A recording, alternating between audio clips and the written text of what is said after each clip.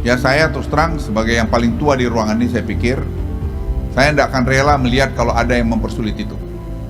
Dengan segala kemampuan yang ada sama saya pasti bulldozer. Karena saya mempertaruhkan apa momentum yang sudah baik ini tidak boleh dihambat oleh siapapun. Ya, saya garis bawahi, tidak mau ada satu orang pun yang menghambat.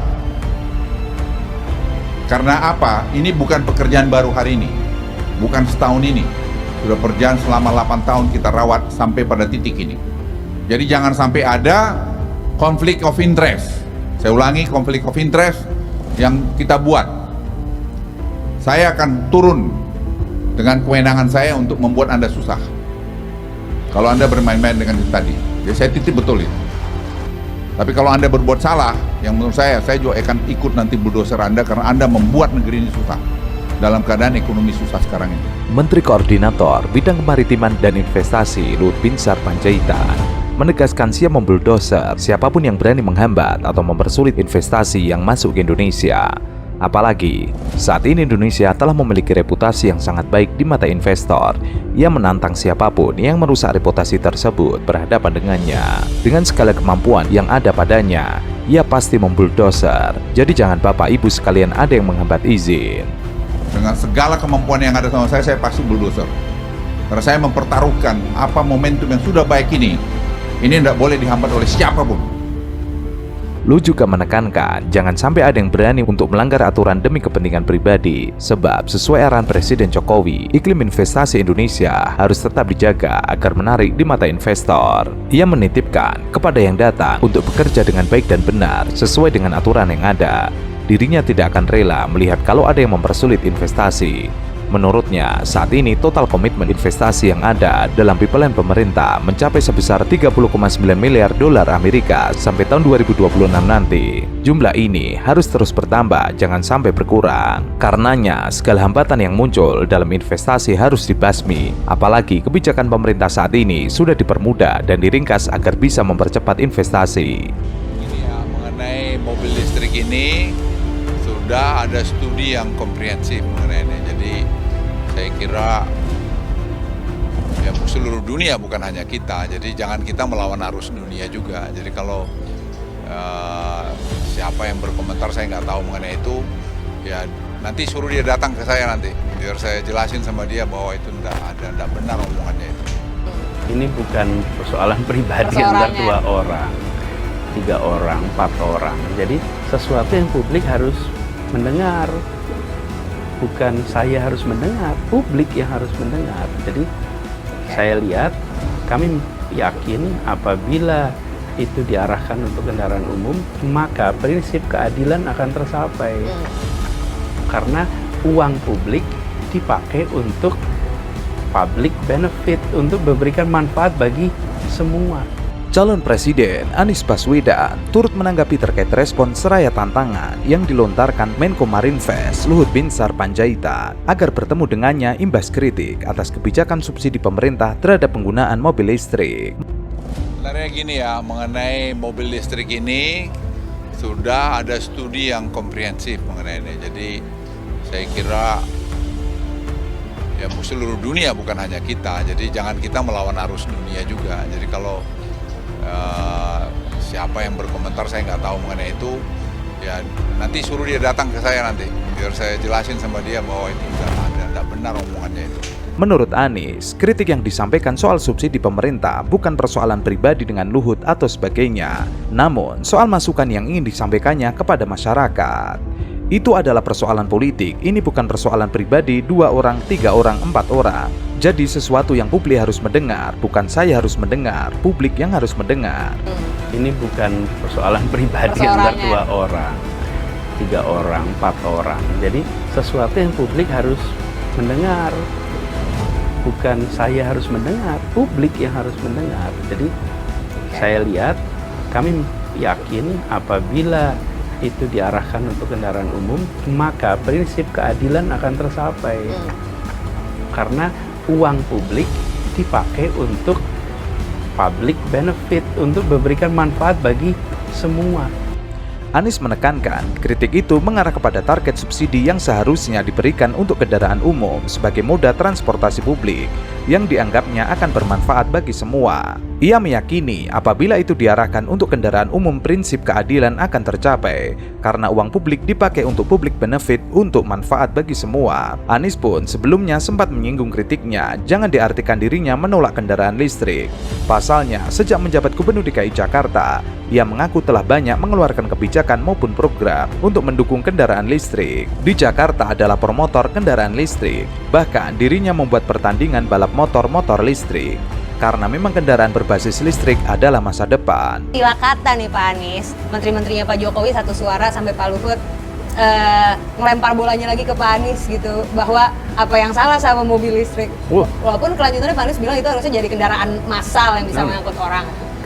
Kami di Jakarta adalah promotor kendaraan listrik. Kami bahkan kita membuat pertandingan balap motor listrik. Karena memang kendaraan berbasis listrik adalah masa depan. Itunya nggak ada pertanyaan. Itu tidak ada pertanyaan bahwa dirinya termasuk yang paling awal membebaskan pajak balik nama kendaraan bermotor listrik 0. Kemudian kendaraan listrik tidak kena ganjil genap di Jakarta. Dirinya memberikan insentif itu. Dalam konvoi ini Anies menaiki mobil listrik BMW i8 berwarna orange. Tidak hanya mobil sport merek ternama, tapi mobil sport buatan Institut Teknologi 10 November bernama Lowo Ireng juga ikut ambil bagian dalam konvoi ini. Alhasil, Anies menerangkan bahwa kritiknya yang disampaikan bukan soal penggunaan kendaraan listrik, melainkan soal kebijakan pemerintah yang memberikan subsidi bagi pembelian kendaraan listrik kepada masyarakat.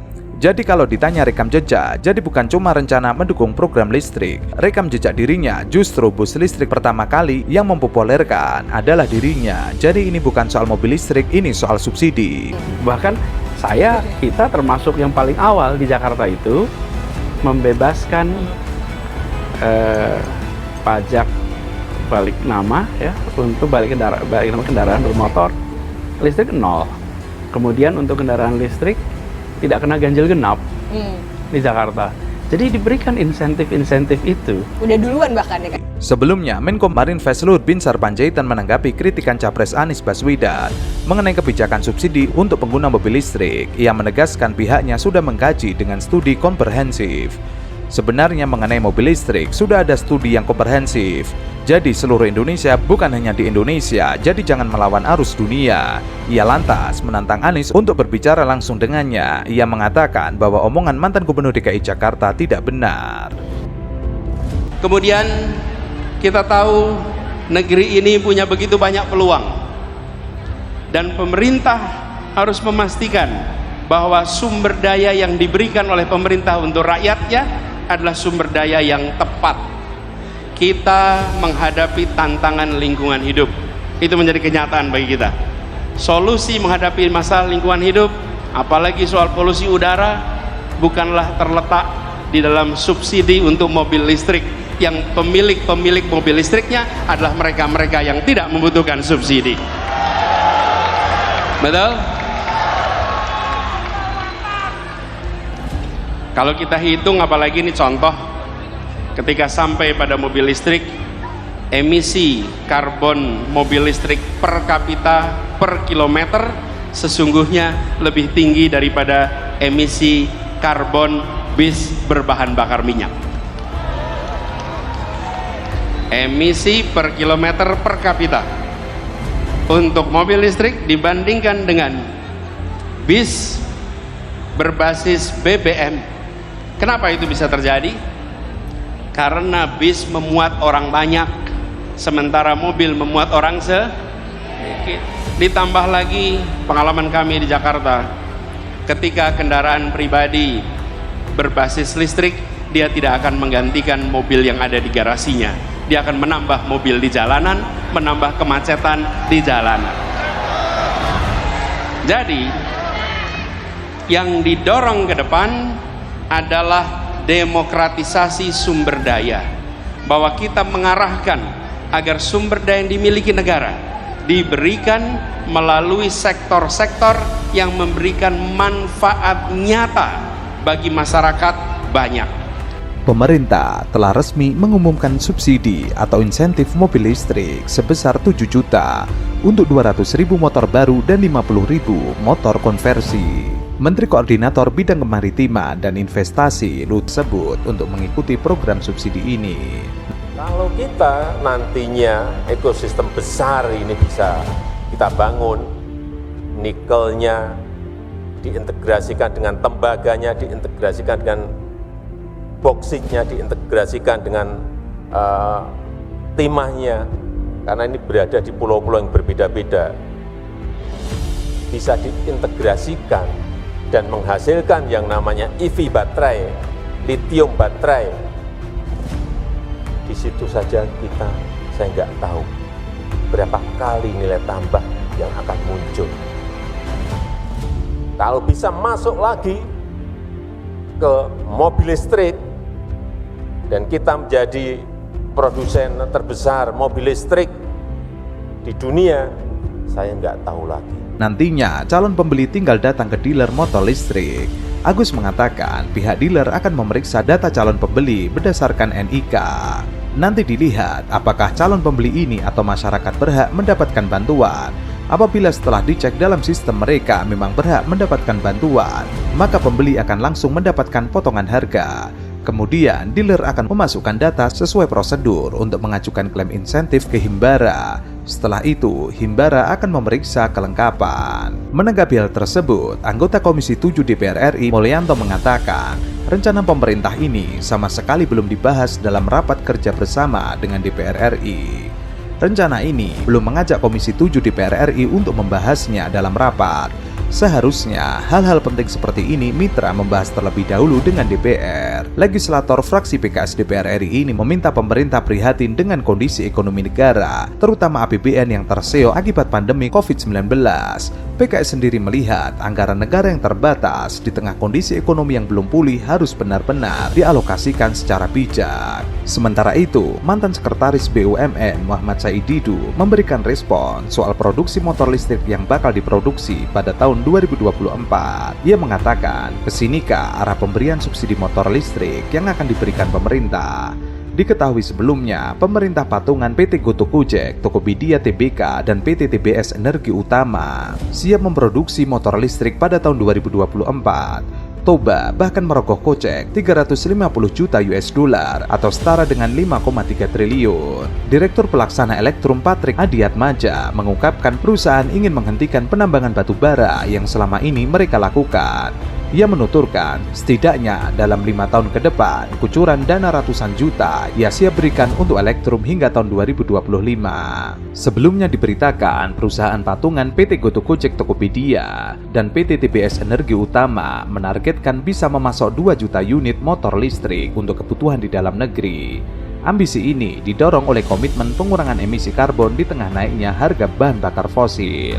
PT Toba mengaku optimis dengan rencana perusahaan patungan ini dalam menghadapi tantangan perubahan iklim. Belum lama ini, Elektrum menjalin kerjasama dengan Pertamina dan Gogoro, perusahaan energi dan produsen kendaraan listrik asal Taiwan. Kerjasama dilakukan dalam rangka peningkatan infrastruktur kendaraan listrik di Indonesia dan komitmen memasok kendaraan listrik untuk Gojek. Kolaborasi ini lantas melibatkan motor listrik gesit milik Wika Industri Manufaktur. Elektrum sejauh ini telah mengoperasikan 13 stasiun penukaran baterai di Jakarta dan telah memasok 300 motor listrik. Adopsi kendaraan listrik dalam ekosistem Gojek berjalan dengan cepat. Gojek tercatat memiliki 2 juta mitra ojek motor maupun mobil pada 2021. 2 kendaraan tersebut menjadi pendukung mobilitas utama di Indonesia, dan kebijakan kenaikan BBM subsidi belum lama ini diperkirakan akan berdampak signifikan bagi masyarakat. Dengan harga BBM yang meningkat, pemakaian kendaraan listrik akan bertambah seiring dengan berjalannya waktu.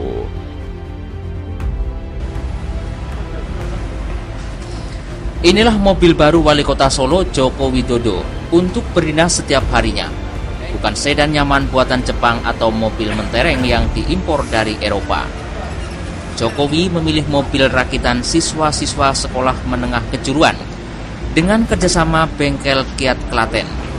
Mobil ini diberi nama Kiat SMK. Mobil bercat hitam ini langsung dipasang plat nomor merah bertuliskan AD1A. menggantikan Toyota Camry yang sudah digunakan selama 11 tahun. Mobil baru kebanggaan Jokowi ini hasil karya siswa SMK 2 Surakarta dan SMK warga Surakarta.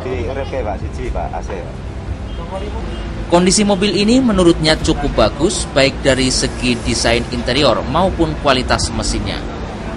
Mobil yang diberi merek Kiat SMK ini memiliki kapasitas mesin 1800 cc dengan harga jual 90 juta rupiah. Bahkan menggunakan bahan baku dengan komposisi 80% lokal. Pengamat politik Jerry Masi menilai Presiden Jokowi membohongi publik mengenai mobil SMK. Sebab mobil itu disebut bukan produksi dalam negeri, melainkan impor dalam bentuk completely built up langsung dari Cina. Hampir 5 kali Jokowi menyebut akan memproduksi mobil buatan anak negeri, tapi realitanya hanya sebuah kebohongan. Takutnya muncul lagi setelah SMK mobil merek ngibul. Menurut Jerry, Jokowi sebaiknya belajar dari negara luar agar tidak dinilai melakukan pembohongan publik. Ia mencontohkan Amerika misalnya memiliki pabrik iPhone di RRC, namun ia tidak mengakui sebagai buatan dalam negeri. Pengerjaan ponsel hanya melibatkan pekerja dari Cina, namun merek dan perangkat software bahkan hardware berasal dari Amerika. Tidak usah gagah-gagahan, Jokowi harus umumkan ke publik bahwa mobil itu buatan Cina dan spare partnya pun dari Cina, kecuali ban, cat, dan rem barangkali dari Indonesia. Kalau tetap ngotot menyebut buatan dalam negeri, ia mempertanyakan pabriknya di mana. Sempat disebut Jokowi mobil SMK buatan Indonesia, tapi nyatanya impor, sungguh memalukan. Menurut Jerry, Indonesia sebenarnya masih kalah dari negara Vietnam dalam hal produksi mobil dalam negeri. Vietnam telah memproduksi mobil sedan yang sempat dipromosikan di Inggris beberapa waktu lalu. Padahal Indonesia memiliki lembaga sekelas Badan Riset dan Inovasi Nasional atau BRIN, termasuk banyaknya ahli otomotif dan lainnya. Tapi sayang, Indonesia belum bisa menciptakan mobil buatan sendiri. Lebih baik pada era Soeharto ada mobil nasional Timor, tapi tidak dilanjutkan proses pembuatannya. Sebelumnya, anggota Komisi 7 DPR, Mulyanto, meminta Jokowi mengklarifikasi mengenai status pembuatan mobil SMK. Jokowi harusnya malu dengan beredarnya kabar ini. Ia perlu memberikan penjelasan kepada publik agar tidak dicap sebagai pembohong. Selain meminta penjelasan Jokowi, Mulyanto juga mengusulkan Komisi 7 DPR untuk meminta keterangan Menteri Perindustrian, Agung Gumiwang Kartasasmita, dan produsen SMK terkait masalah ini. Menurutnya, penetapan status produk mobil SMK ini sangat penting karena berdampak pada banyak hal. Salah satunya terkait rencana pemerintah memberikan subsidi pembelian kendaraan listrik. Mobil SMK memang produksi dalam negeri, maka semua harus angkat topi. Tapi kalau mobil SMK ternyata bukan produk dalam negeri sebagaimana diberitakan, maka secara moral dan politik Jokowi harus bertanggung jawab karena yang pertama kali mengenalkan SMK sebagai mobil buatan anak-anak SMK di Solo. Iya, semacam mobil industri bisa nanti naik ke sebuah industri. Tahapannya di negara-negaranya seperti itu tahapannya. Kualitasnya gimana Pak? Kualitas mobilnya? Naik sendiri, cek sendiri. Bagus apa interiornya, cantik, catnya mulus bagus, apalagi mesinnya juga halus, apalagi hasilnya dingin, apalagi. Harganya Pak? Harganya 95 juta. Ya paling harganya 200. Saking bangganya dengan mobil barunya ini, Jokowi selalu mempromosikan mobil merek SMK ini kepada setiap tamu yang berkunjung. Bahkan para tamu dipersilakan untuk mencoba mobil hasil karya para anak SMK tersebut. Ya, berita pertama datang dari produsen mobil dalam negeri SMK yang mendadak bikin heboh. Lama tidak terdengar kabar mobil yang sempat viral ini muncul di ajang pameran otomotif International Motor Show 2023. Mobil produksi SMK bernama Bima memang sering dijadikan sebagai ikon mobil buatan nasional. Tapi ada kabar mengejutkan pemirsa, ternyata mobil ini bukan produksi dalam negeri, melainkan diimpor dalam bentuk completely built up langsung dari negara China. Bima versi bahan bakar listrik ini pun dipamerkan di Indonesia International Motor Show 2023. Untuk mobil ini SMK memang harus atau masih mengimpor. Namun untuk lini produk SMK lainnya sudah diproduksi di dalam negeri.